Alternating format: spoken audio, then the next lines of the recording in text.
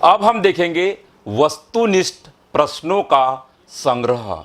ये वस्तुनिष्ठ प्रश्नों का संग्रह हमारे प्रत्येक वीडियो के हर चैप्टर में आपको मिलेगा। यह वस्तुनिष्ठ प्रश्न का अपना एक वेटेज होता है। आजकल जो आपके बोर्ड एग्ज़ाम होते हैं या जो एग्ज़ाम होते हैं उसमें यह वस्तुनिष्ठ प्रश्न पूछे जाते हैं। साथ में यह जो कंपटीशन के एग्ज़ाम में जैसे मेडिकल प्रिपरेशन यदि आप कर रहे हैं तो उसमें भी यह बहुत ही महत्वपूर्ण इनका योगदान होता है। और अगर हम ये बात करें कि यह पूरे टॉपिक जो हम चैप्टर पढ़ रहे हैं वह चैप्टर का पूरा एक रिवीजन हो जाता है या पूरा एक समराइज हो जाता है, तो वस्तुनिष्ठ प्रश्न का अपना एक महत्व होता है। इसलिए सारे वीडियो मतलब जितने भी चैप्टर है उस चैप्टर के अंत में इन वस्तुनिष्ठ प्रश्नों का समायोजन किया गया है। तो यहाँ पे हम इस चैप्टर से संबंधित वस्तुनिष्ठ प्रश्नों को हम शुरू करेंगे। और इस चैप्टर का जो 9th नंबर का चैप्टर है जो कि अनुवांशिकी और विकास का जो नाम है उसके यह वस्तुनिष्ठ प्रश्न है। तो हम इसको स्टार्ट करते हैं।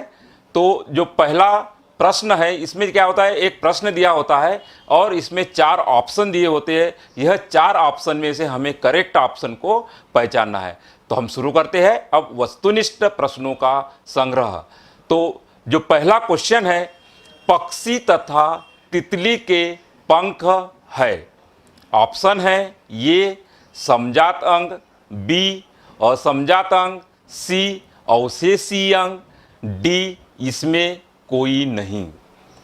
तो इसका करेक्ट आंसर क्या होगा, बी असमजात अंग।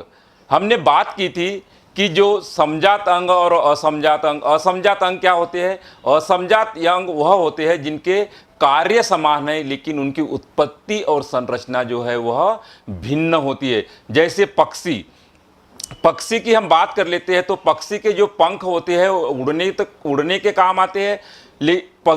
जो तितली होती है उनके भी पंख जो है वो उड़ने के काम आते हैं, लेकिन दोनों में जो इनकी उत्पत्ति अर्थात कि हम बात करते हैं कि जो पक्षी के पंख होते हैं उनकी संरचना डिफरेंट होती है। उसमें फेदर, जैसे हम चमगादड़ की बात कर लेते हैं कि चमगादड़ जो होता है यह एक मेमेलियन होता है और इनके जो पंख होते हैं वह उड़ने के लिए इन पे फेदर, स्किन आदि चीज़ होती है, जबकि तितली के पंख में क्यूटिकल के साथ में कुछ नर्व सेल्स वहाँ पे पाई जाती है। तो इस प्रकार इसका करेक्ट आंसर क्या है, बी असमजात अंग। अब देखते हैं हम अगला प्रश्न। अफ्रीकी मानव का सबसे निकट संबंधी है। ऑप्शन है ये चिंपैंजी, बी गोरिल्ला, सी बंदर, डी गिलहरी। तो इसका करेक्ट आंसर क्या है, ये चिंपैंजी। देखो चिंपैंजी जो अफ्रीकन मानव है यह आपको देखने में आपको कुछ न कुछ उसमें ऐसे निकट संबंधता दिखेगी कि यह अफ्रीकन मानव के जैसे ही दिखाई देता। तो इसका करेक्ट आंसर होता है ये चिंपैंजी। अगला प्रश्न, समजात अंगों का उदाहरण है। ये हमारा हाथ तथा कुत्ते के अग्रपाद, बी हमारे दांत तथा हाथी के दांत, सी आलू एवं घास की ऊपरी भुस्तारी, डी उपरोक्त सभी।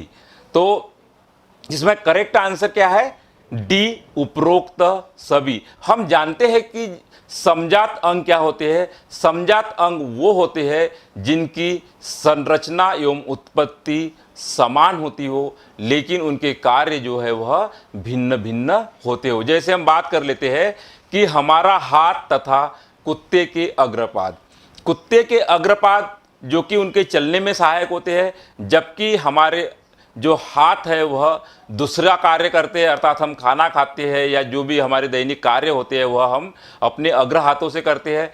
हमारे दांत तथा हाथी के दांत देखो है तो उत्पत्ति और संरचना दोनों की एक, लेकिन जो हाथी के दांत होते हैं वह सिर्फ दिखाने के होते हैं, लेकिन हमारे दांत जो होते हैं वह खाने के उपयोग में आते हैं।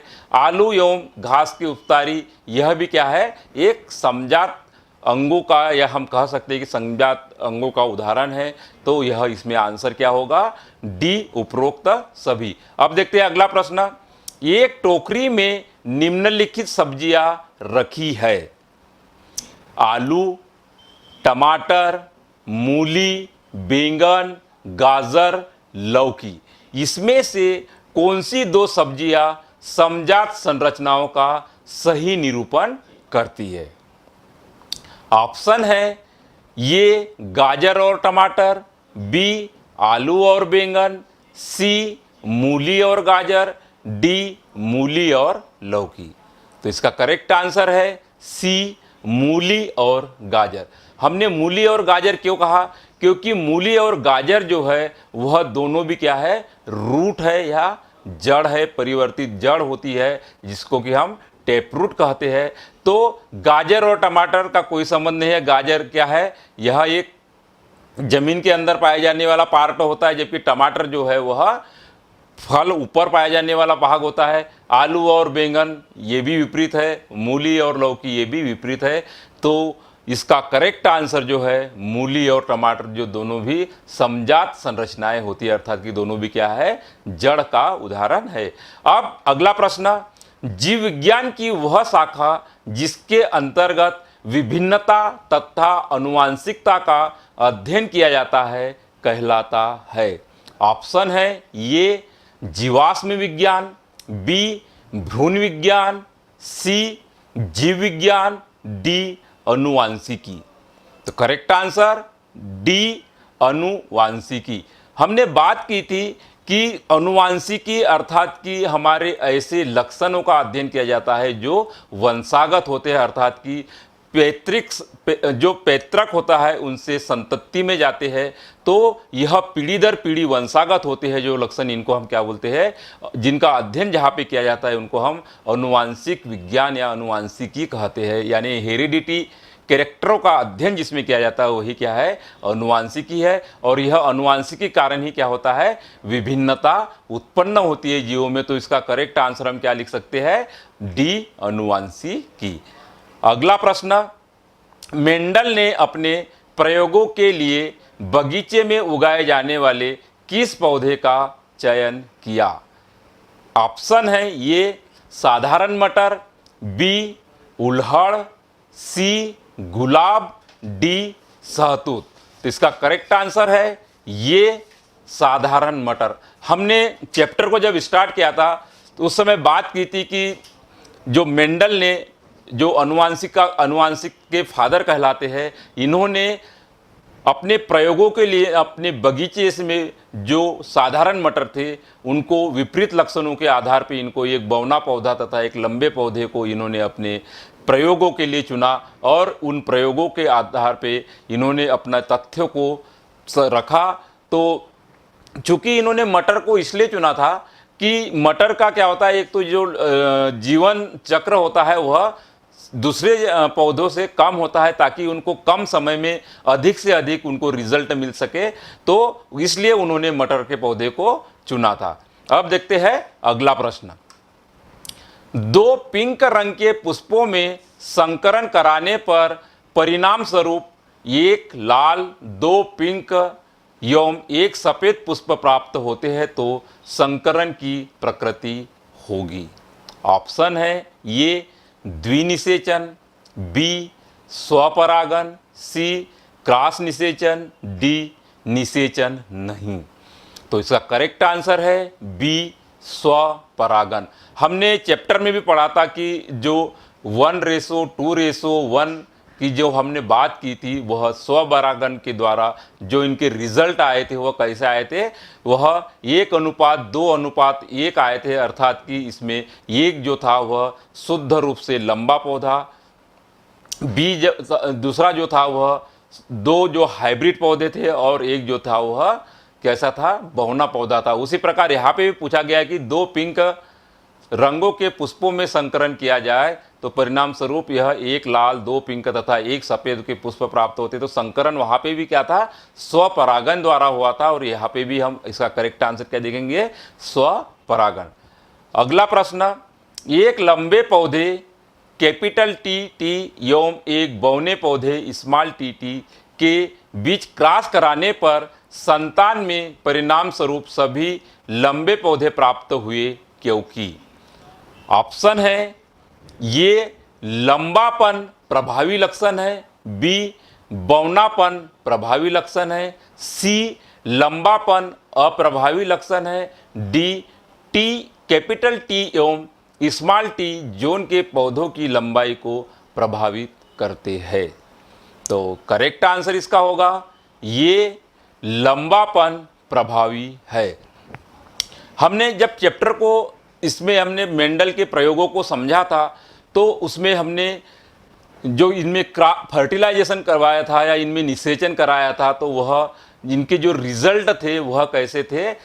इसमें जो हमने बात की थी कि जो लंबे पौधे सभी लंबे पौधे प्राप्त हुए थे, तो यह लंबे पौधे का मतलब क्या होता है कि इसमें पौधे मतलब जो बौनेपन का भी गुण तो था लेकिन वह क्या था, अप्रभावी था। इस कारण जो सभी पौधे हुए वह लंबे हुए क्योंकि लंबापन जो था यहाँ पे प्रभावी था। तो इसका करेक्ट आंसर क्या होगा, लंबापन प्रभावी लक्षण है, इसीलिए जो सभी पौधे प्राप्त हुए वह कैसे हुए, लंबे प्राप्त हुए। दो लक्षण होते हैं, एक प्रभावी और अप्रभावी। जो प्रभावी होता है वह हमें परिलक्षित होता है जिसको कि हम फिनोटाइप कहते हैं, तो वह कहीं ना कहीं इस प्रभावी लक्षण के कारण यह होता है। अब देखते हैं हम अगला प्रश्न, किसमें जेनेटिक पदार्थों का परस्पर विनिमय होता है।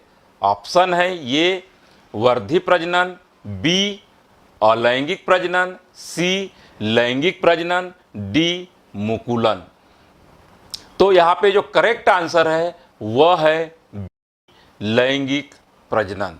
हम बात करते हैं कि लैंगिक प्रजनन अर्थात कि इसमें दो गेमिट अर्थात कि ओवम तथा स्पर्म की हम बात करते हैं कि यहाँ पे दो जो जनक होते हैं वह एक नर होता है और उसमें एक मादा होता है। इनके संयुग्मन से अर्थात इनके जो गेमिट्स होते हैं, मादा में हम बात कर लेते हैं कि उसमें मान लो कि ओवम है और पुरुष में मान लीजिए कि एक स्पर्म या शुक्राणु है। दोनों के द्वारा जब निषेचन की क्रिया होती है तो यहाँ पे जायगोट बनता है और यह लैंगिक प्रजनन अर्थात कि यहाँ पे जो डीएनए होता है उसमें पिता तथा माता के दोनों के द्वारा आता है।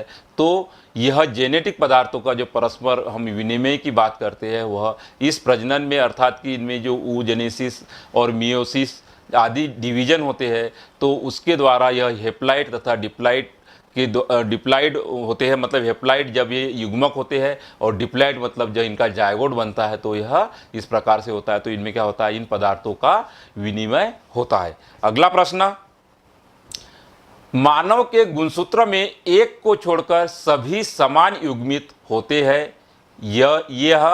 ये अयुग्मित गुणसूत्र है। पहला बड़े गुणसूत्र, दूसरा छोटे गुणसूत्र, तीसरा वाई गुणसूत्र, चौथा एक्स गुणसूत्र। ऑप्शन है ये पहला एवं दूसरा, बी केवल तीसरा, सी तीसरा एवं चौथा, डी दूसरा केवल चौथा।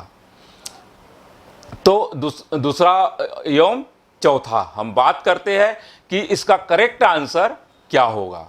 तो इसका करेक्ट आंसर है सी तीसरा एवं चौथा। जो वाई क्रोमोसोम और एक्स गुणसूत्र होते हैं यह क्या होते हैं, जो हम बात कर लेते कि एक्स और वाई गुणसूत्र यह युग्मित अर्थात कि यह क्या होते हैं, समान युग्मित होते हैं। यह एक्स और वाई गुणसूत्र जो कि पुरुष में पाए जाते हैं तो यह क्या होते हैं, समान रूप से युग्मित होते हैं। अब देखते हैं अगला प्रश्न, मेंडल के एक प्रयोगों में लंबे मटर के पौधे जिनके बैंगनी पुष्प थे का संकरण बौने पौधे जिनके सफेद पुष्प थे से कराया गया। इन संतति के सभी पौधों में पुष्प बैंगनी रंग के थे परंतु उनमें से लगभग आधे बौने थे। इससे कहा जा सकता है कि लंबे जनक पौधों की आनुवंशिक संरचना निम्न थी। ऑप्शन है ये capital T W capital W, B capital T small W, C capital T small T और small W, D capital T small T capital W और स्मॉल डब्ल्यू। तो इसका करेक्ट आंसर क्या है? डी, जो कि डी में दिया है capital T small D W, capital W और स्मॉल डब्ल्यू।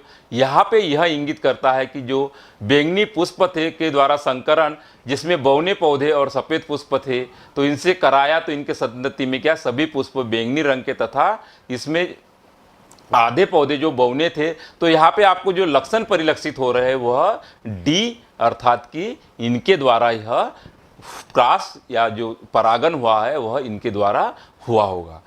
अगला प्रश्न, किसी शिशु का नर होना निर्धारित होता है? ऑप्शन है ये युग्मक में एक्स गुणसूत्र द्वारा, बी युग्मनज में वाई गुणसूत्र द्वारा, सी जनन कोशिका का कोशिका द्रव्य जो लिंग निर्धारण करता है, डी लिंग निर्धारण एकाएक होता है। तो इसका करेक्ट आंसर क्या होगा?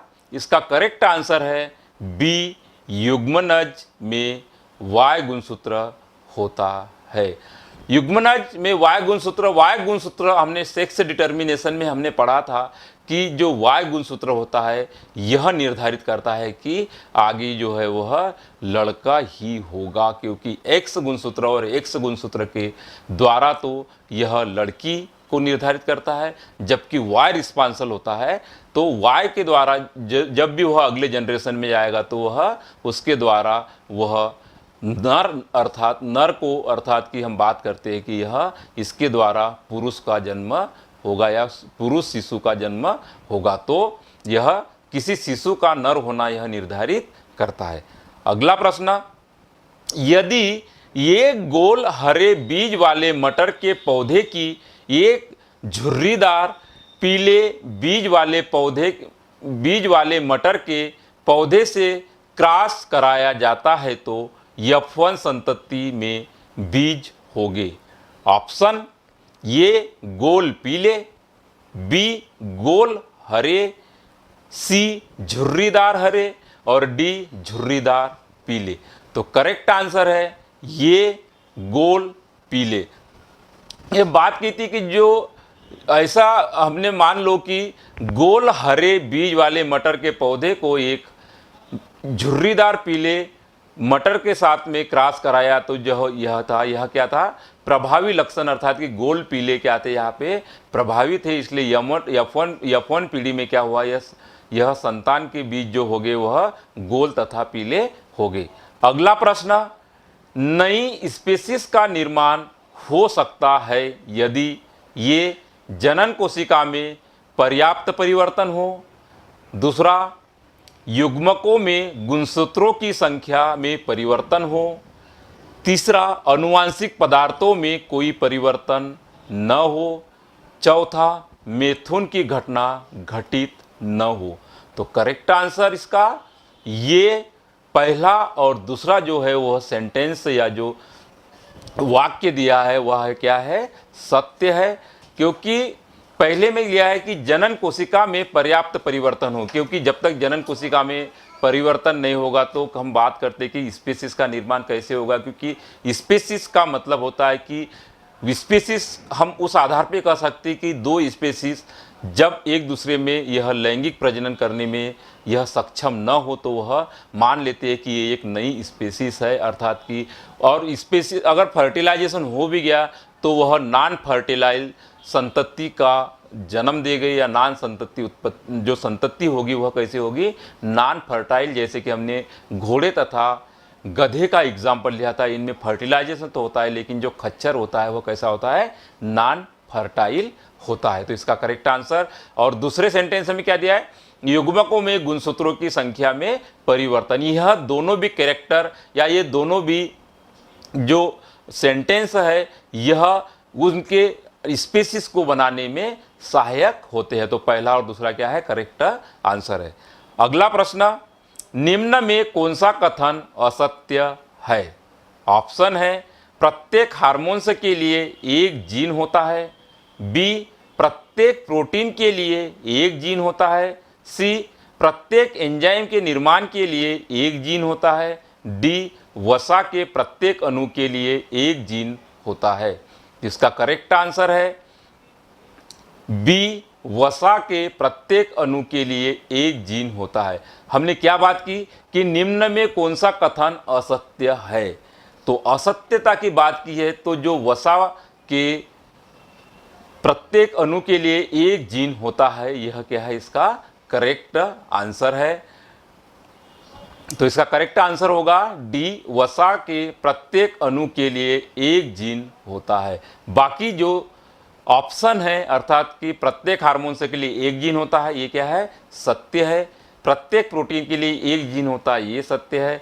प्रत्येक एंजाइम के निर्माण के लिए एक जीन होता है। ये हम बात कर ले हार्मोन्स, प्रोटीन और जो एंजाइम्स होते हैं, यह हमारे शारीरिक जो बदलाव होते हैं इसमें बहुत महत्वपूर्ण योगदान होते हैं। जैसे हमने सोचा कि हमारे नियंत्रण एवं समन्वय में हमने बात की थी कि यह हार्मोन्स का बहुत बड़ा रोल होता है, उसी प्रकार एंजाइम हमारी जो शरीर में जो क्रियाएं होती है इनकी गति को यह बढ़ा देते हैं, जबकि प्रोटीन हमारे शरीर की प्रमुख संरचनात्मक अर्थात कि हम कह सकते हैं कि हमारा एक बॉडी बिल्डिंग मटेरियल होता है, जबकि वसा क्या है, ऐसे हमारे कर फिजियोलॉजिकल चीज़ें की यह वसा जो होती है यह सत्य आंसर होगा। अगला प्रश्न, दो मटर के पौधे जिनमें एक गोलाकार हरे बीज वाला अर्थात कैपिटल RR कैपिटल YY द्वारा झुर्रीदार पीले बीजों वाले पीढ़ी में नवजातों को जन्म देते हैं, जिसमें बीज गोल पीले अर्थात कि capital R small r capital Y small y है। जब F1 पीढ़ी में स्वपरागन होता है तो F1 पीढ़ी में संतति नए लक्षणों के युग्मक से युक्त होगी। निम्न में से नवीन युग्मक का चयन कीजिए। इसमें दिया हुआ है ए गोल बीज, बी गोल हरे, तीसरा झुर्रीदार पीले और चौथा झुर्रीदार हरे। तो इसका ऑप्शन दिए हुए है ये तथा दो, बी पहला तथा चौथा, सी दूसरा एवं तीसरा, डी पहला एवं तीसरा। तो इसका करेक्ट आंसर है बी पहला एवं चौथा, क्योंकि हमने जब जिसमें हम परागन की क्रियाओं को हमने जब मेंडल के प्रयोगों को समझा था तो वहाँ पे यह बात क्या होती है, सिद्ध होती है। तो इसका करेक्ट आंसर है पहला एवं चौथा। अगला प्रश्न, विभिन्नताओं के संदर्भ में निम्न में कौन कथन असत्य है। ऑप्शन है ये सभी विभिन्नताएं जीव के जीवित रहने के समान संभावनाएं रखती है, बी आनुवांशिक संरचना में परिवर्तन विभिन्नताओं को जन्म देता है, सी पर्यावरणीय कारकों द्वारा जीव का वर्ण विकास प्रक्रिया का आधार होता है, डी अलैंगिक जनन में विभिन्नताएं न्यूनतम होती है। तो करेक्ट आंसर है ये सभी विभिन्नताएं जीवों में जीवित रहने की समान संभावनाएं रखती है। देखिए हम बात कर लेते कि विभिन्नताओं के संदर्भ में निम्न में कौन सा कथन असत्य है। असत्य की बात की है, हमें क्वेश्चन को बहुत केयरफुली देखना होता है कि ये कभी कभी क्या होता है, हमें लगता है कि ये ऑप्शन सही है लेकिन ऊपर हम देखते नहीं कि सत्यता की बात की है या असत्यता की बात की है। यहाँ पे हमें असत्यता की बात की है, तो यहाँ पे क्या है, हमने बात की कि भाई विभिन्नता जीवों के जीवित रहने के समान संभावनाएं रखती है, यह कैसे हो सकता है। तो यह जो ऑप्शन इंगित करता है वह क्या है, यह असत्य है। लेकिन दूसरे जो ऑप्शन है आनुवांशिक संरचना में परिवर्तन विभिन्नताओं को जन्म देता है, ये क्या है, करेक्ट है। अलैंगिक जनन में विभिन्नता न्यूनतम होती है। हमने बात ही की थी कि अलैंगिक में क्या होता है, यह जनकों के द्वारा डायरेक्ट जो हम बात करते हैं कि यह द्विविभाजन या अर्थ अलैंगिक जननों में एक ही जनक या एक ही व्यष्टि के द्वारा जीव का निर्माण होता है या संतति का निर्माण होता है, इसलिए यहाँ पे विभिन्नताएं जो है वह कम उत्पन्न होती है।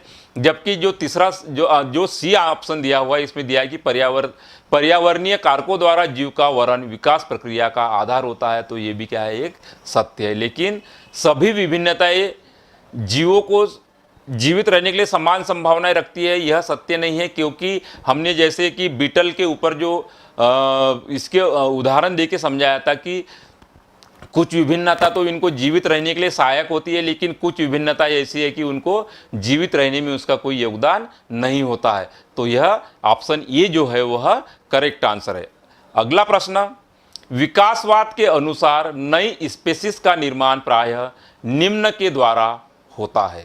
ऑप्शन है ये प्रकृति के द्वारा अचानक सृजन, बी अनेक पीढ़ियों में होते हुए विभिन्नताओं को अर्जित करने के, सी अलैंगिक जनन के समय क्लोन का निर्माण, डी किसी जीव का एक आवास से दूसरे आवास को जाना। जिसका करेक्ट आंसर है बी अनेक पीढ़ियों में होते हुए विभिन्नताओं को अर्जित करके। जो हम बात कर लेते कि विकासवाद या विकास के सिद्धांतों को हमने पढ़ा और इसमें देखा कि जो नई स्पीशीज का निर्माण प्रायः किसके द्वारा होता है, तो अनेक पीढ़ियों के होते हुए विभिन्नता, मतलब कि यह एकाएक परिवर्तन नहीं होता बल्कि कालांतर से क्रमिक रूप से धीरे धीरे यह परिवर्तन होता है। और यह परिवर्तन क्या करता है, एक नई स्पीशीज या इसी को स्पीसिएशन में हमने देखा था कि किस प्रकार से क्रमिक परिवर्तन होते हैं और क्रमिक परिवर्तन के द्वारा इतने ज़्यादा परिवर्तन हो जाता है उनमें कि वह अपने मूल संतति से क्या होता है, बिल्कुल डिफरेंट होता है और यह इनमें आपस में प्रजनन नहीं कर सकते, अर्थात कि यह नई स्पीशीज को जन्म देते हैं। अब देखते हैं अगला प्रश्न, किसी जीव में कोई अभिलक्षण प्रभावित होता है। ऑप्शन है ये केवल पितृ डीएनए द्वारा, बी केवल मातृ डीएनए द्वारा, सी मातृ एवं पितृ दोनों डीएनए द्वारा, डी न मातृ डीएनए न पितृ डीएनए द्वारा। तो इसका करेक्ट आंसर क्या होगा, इसका करेक्ट आंसर है सी मातृ एवं पितृ दोनों डीएनए द्वारा। हमने बात की थी कि जो लैंगिक जनन की, तो उसमें जो डीएनए होते हैं वह माता तथा पिता दोनों के द्वारा संतति में पहुंचते हैं और यह लक्षण जो है उनमें, अभिलक्षण जो है वह उनमें प्रभावित होते हैं। तो यह इसका करेक्ट आंसर है डी सी मातृ एवं पितृ दोनों डीएनए द्वारा। अगला प्रश्न, उस समूह का चयन कीजिए जिनमें अधिकतम समानताएं है। ऑप्शन है ये एक ही जाति के दो जंतु, बी एक ही जीन्स के दो जीव, सी एक ही फैमिली के दो जेनेरा, डी दो फैमिली के दो जेनेरा। तो करेक्ट आंसर क्या होगा, इसका करेक्ट आंसर है ये एक ही जाति के दो जंतु। एक जाति के दो जंतुओं में काफ़ी कुछ समानताएं होगी, क्योंकि इनका जो हम बात कर लेते हैं इनको एक स्पीशीज में इसलिए रखा जाता है कि इनमें अधिकतम समानताएं हो, तो वह एक परस्पर समानताओं के आधार पे इनकी स्पीशीज को जो है बांटा जाता है। तो यह एक स्पीशीज के जो होंगे वह अधिकतम निकटता संबंधी या अधिकतम उसमें समानताएं होगी।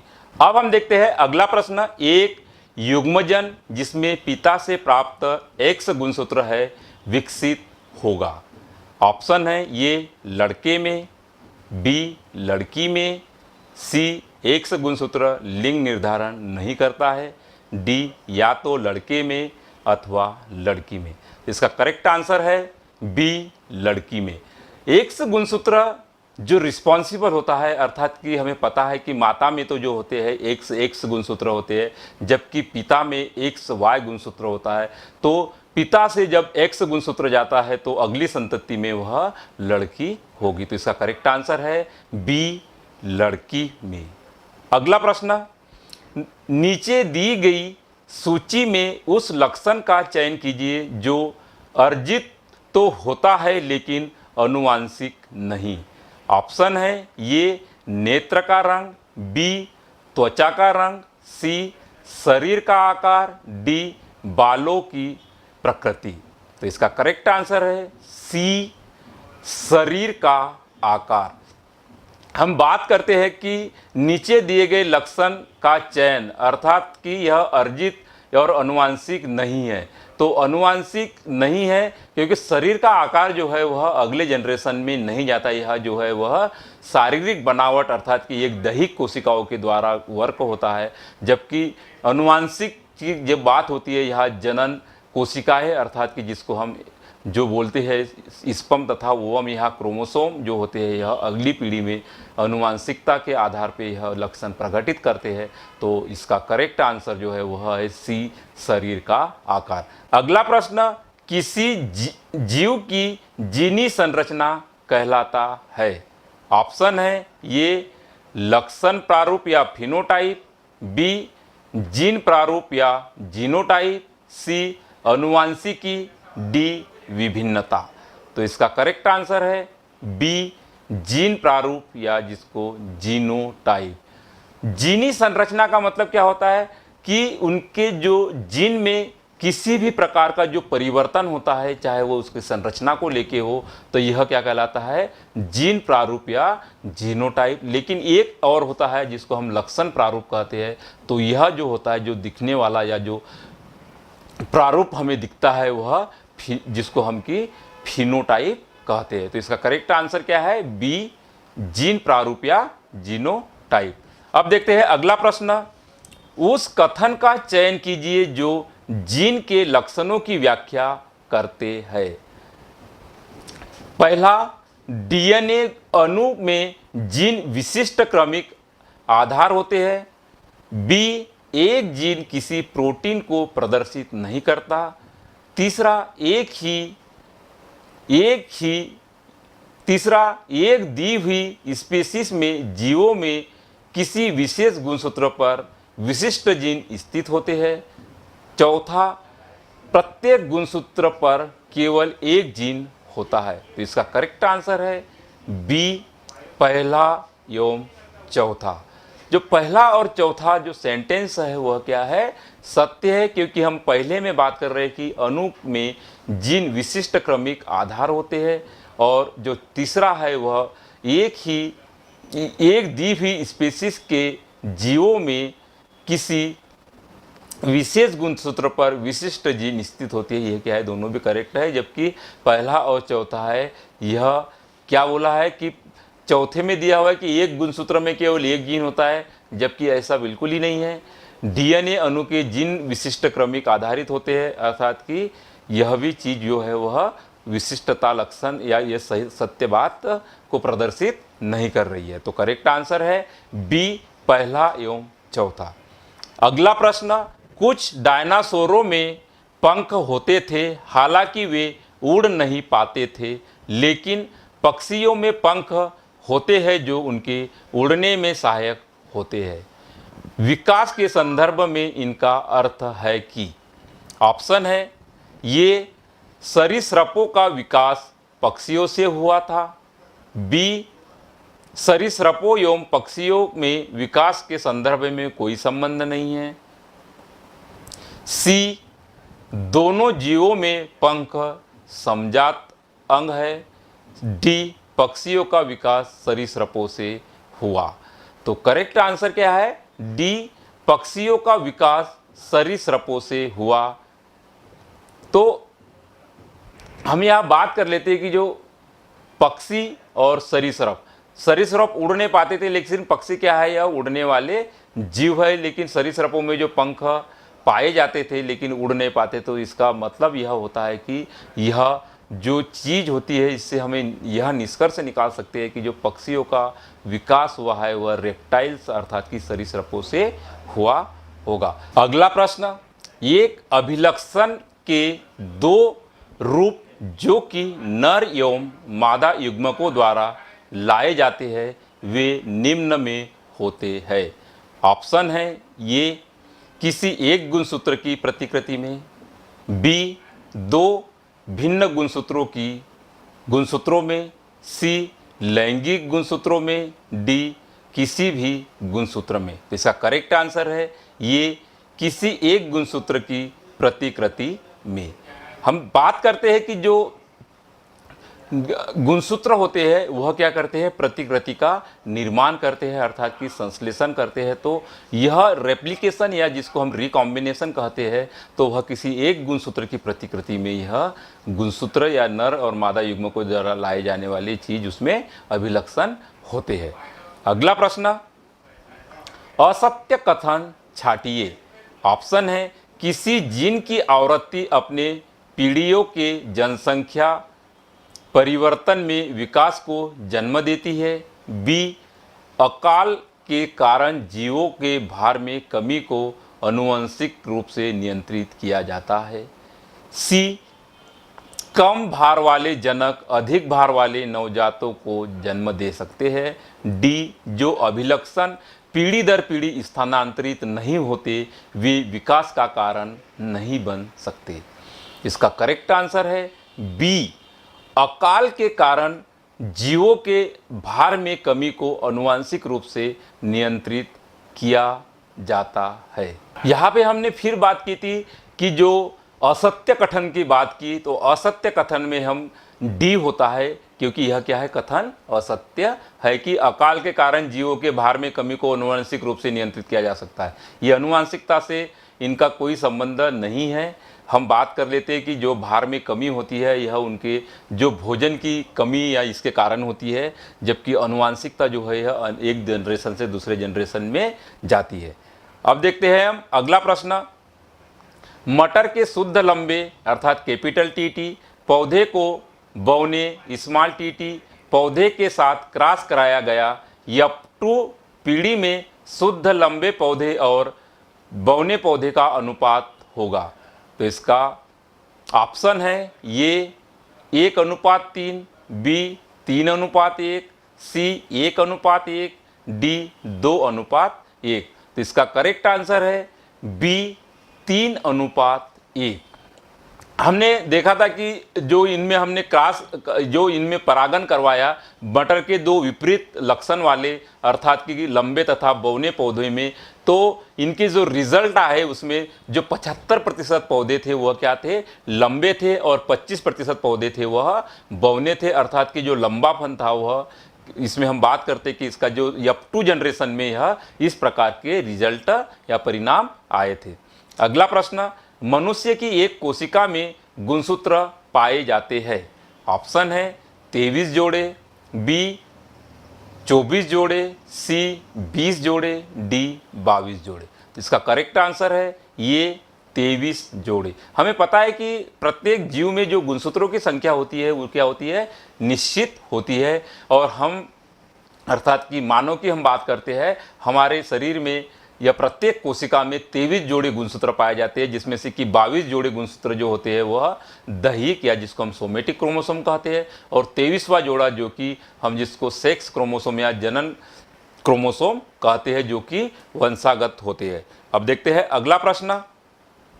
मानव युग्मनज में लिंग गुणसूत्रों के जोड़ों की संख्या होगी। ऑप्शन है ये 1, बी 2, सी 3, डी 4। तो इसमें करेक्ट आंसर क्या है, ये 1। अगर हम बात करें कि जो लिंग गुणसूत्र होते हैं वह एक जोड़ी क्रोमोसोम होते हैं, मादा में भी एक जोड़ी होते हैं और पुरुष में भी एक जोड़ी, अर्थात कि 23वीं जोड़ी जो होती है वह लिंग गुणसूत्र या जिसको हम सेक्स क्रोमोसोम कहते हैं। अगला प्रश्न, आर्कियोप्टेरिक्स उदाहरण है। ऑप्शन है ये समजात अंका, बी समवृत्तीय अंका, सी अवशेषी अंका, डी संयोजी कड़िका। बताइए क्या होगा इसका करेक्ट आंसर। तो इसका करेक्ट आंसर है डी संयोजी कड़िका। आर्कियोप्टेरिक्स जो है वह ऐसे जीवाश्म जो कि हमें जीवाश्म के रूप में प्राप्त हुआ, और यह इसका जो लक्षण थे वह पक्षियों के समान भी थे।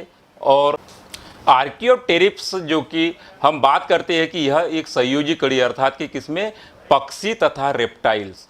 इसमें रेप्टाइल के समान इनके जबड़ों में दांत थे तथा उंगलियों में नाखून थे, जबकि पक्षियों के समान इनमें विंग्स इसमें उपस्थित थे। तो यह एक क्या करता है, यह दोनों के बीच की एक कड़ी को निर्धारित करता है कि इसमें पक्षी के भी गुण थे और इसमें रेप्टाइल्स अर्थात कि सरीसृप के भी गुण होते थे।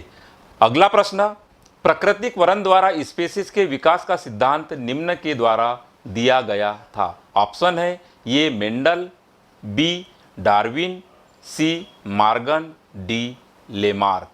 तो इसका करेक्ट आंसर है बी डार्विन। डार्विन ने स्पीशीज का विकास के सिद्धांत को दिया था। हमने बात की थी कि जो नेचुरल सिलेक्शन और स्पेसीज का विकास, यह इनमें डार्विन का बहुत महत्वपूर्ण योगदान था। इन्होंने समुद्री यात्रा के दौरान तथ्यों को कलेक्ट किया तथा इन्होंने अपने तथ्यों को अपनी बुक में भी प्रकाशित किया था। तो यह करेक्ट आंसर जो है बी, डार्विन। तो इस प्रकार वस्तुनिष्ठ प्रश्नों का संग्रह यहाँ पे समाप्त होता है। इस चैप्टर से रिलेटेड हमने सारे प्रश्नों को, हमने जो अध्याय के अंतर्गत जो प्रश्न थे उनको किया, फिर अभ्यास के प्रश्नों को किया, उसके बाद हमने अध्याय 1 नज़र देखा, उसके बाद हमने वस्तुनिष्ठ प्रश्नों को देखा। तो वहाँ पे हमने इस पूरे अध्याय को एक बार से पूरा समराइज वे में इस प्रकार से वीडियो में सिस्टमेटिकली अरेंज किया हुआ है। तो पूरी उम्मीद है कि यह जो वीडियो है आपको एग्ज़ाम की दृष्टि से काफ़ी महत्वपूर्ण, इसमें सफलता में आपका योगदान रखे।